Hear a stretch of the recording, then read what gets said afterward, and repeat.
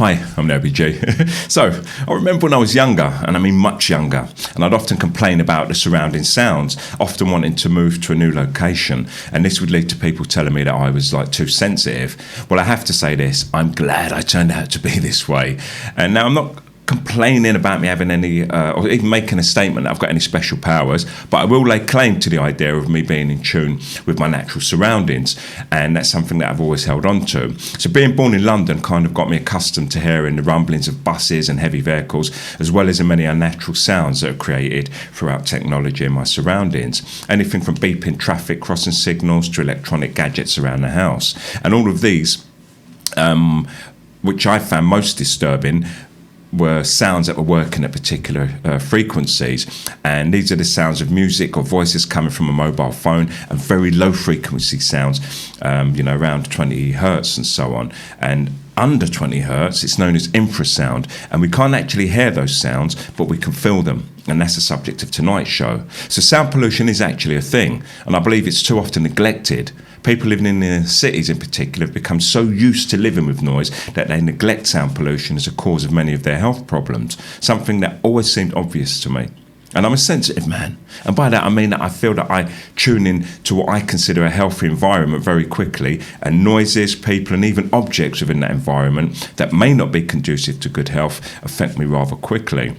And there have been numerous studies that have been linked to noise pollution, and that has been to say there's been increased anxiety, depression, high blood pressure, heart disease and stroke. And it's even been shown that small increases in unwanted ambient sounds have significant effects. And I'm talking about the rumble of an imbalanced fan, an hourly beep on a digital clock, the rumble of structures caused by trains passing by as a secondary effect. And those are the kind of disturbances that I always feel. And this doesn't apply to music because, hi Maximus, because this is likely because musical instruments have developed over many centuries, and we create songs that use instruments working within the frequencies that we enjoy.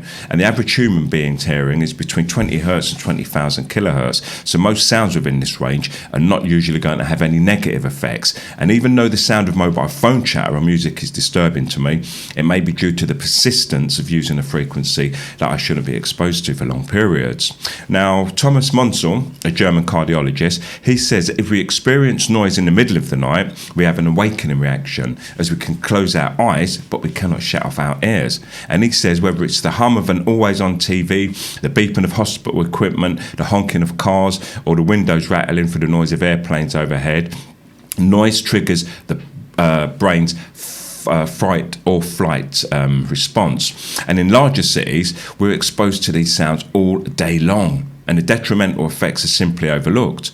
We have to strain to hear a friend talk on occasion when we're walking in the city due to the sound of traffic, and the stress on the body is enormous. So when somebody experiences a stressful noise, the amygdala, an area of the brain that contributes to emotional processing, sends a distress signal to the hypothalamus, and the hypothalamus immediately signals the adrenal glands to pump adrenaline into the bloodstream. And as an evolutionary measure, this is done to react rapidly to life-threatening situations. Now imagine being in that situation every day, but we become accustomed to it, and we feel that we're switched off.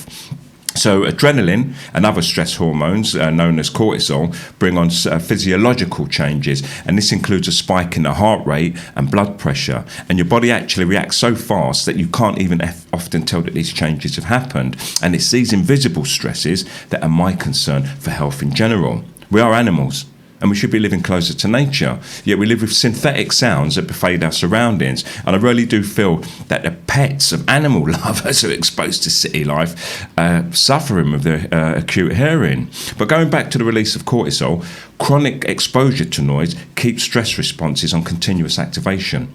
And eventually it starts to wear the body down, causing mental and physical health problems.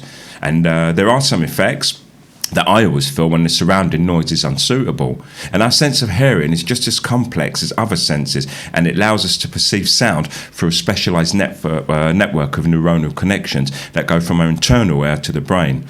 So if you want to hear more about how the ear works, I can go into a little bit more detail. If anybody does want me to continue to talk about the ear in detail, let me know, and I'll continue and talk about the ear. Otherwise I can just move on. Ear or no? Okay, I'll do air anyway.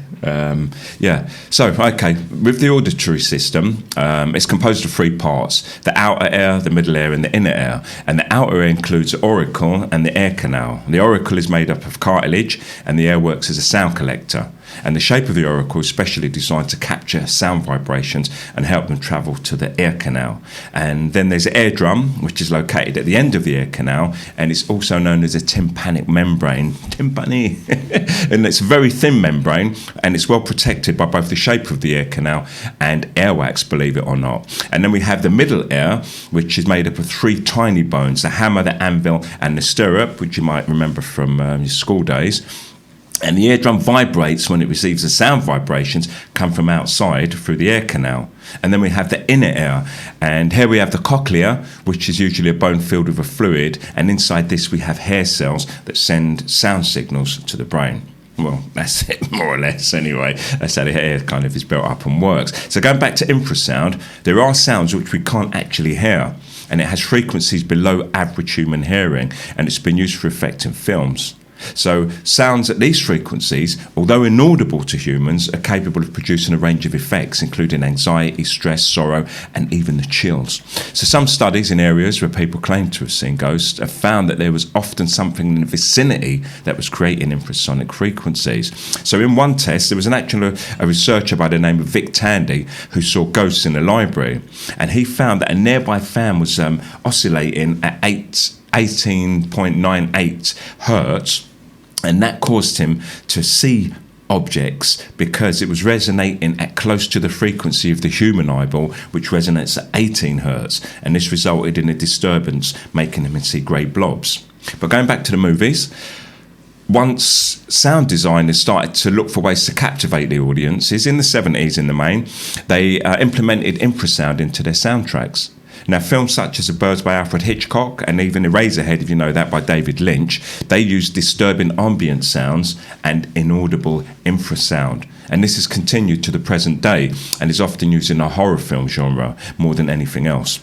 So films such as Insidious, which I spoke about earlier, which left people with the chills, was likely down to the use of infrasound.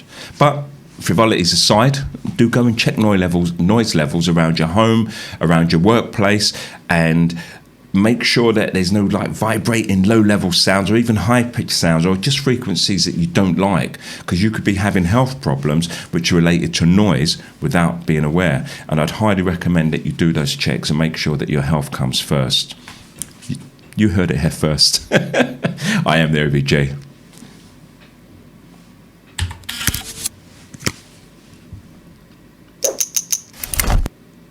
Okay, that's a wrap. Got it.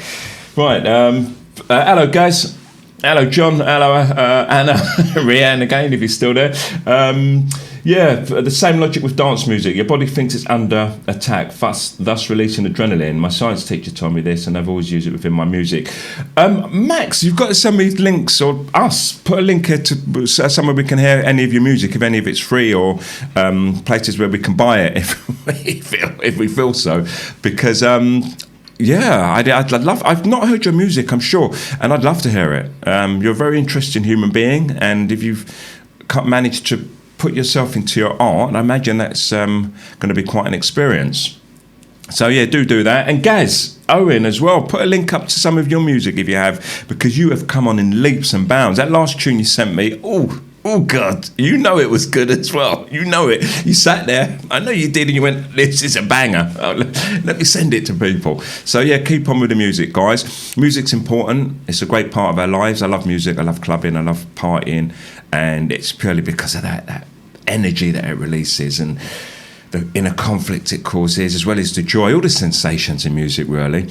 I'm not a fan of one particular genre, and people who know me in the London party scene know that. I'll be at a drum and bass, goth party, techno, psytrance, you name it, I'm there just for the experience. And I do like the events such as Bangface, whereby they've got 8 different types of music going on, from anything from hardcore techno to reggae in another room, and you can walk through all the rooms and get all these experiences.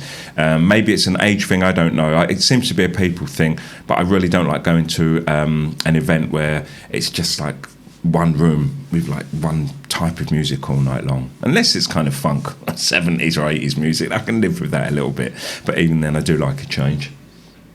Hello, Peter.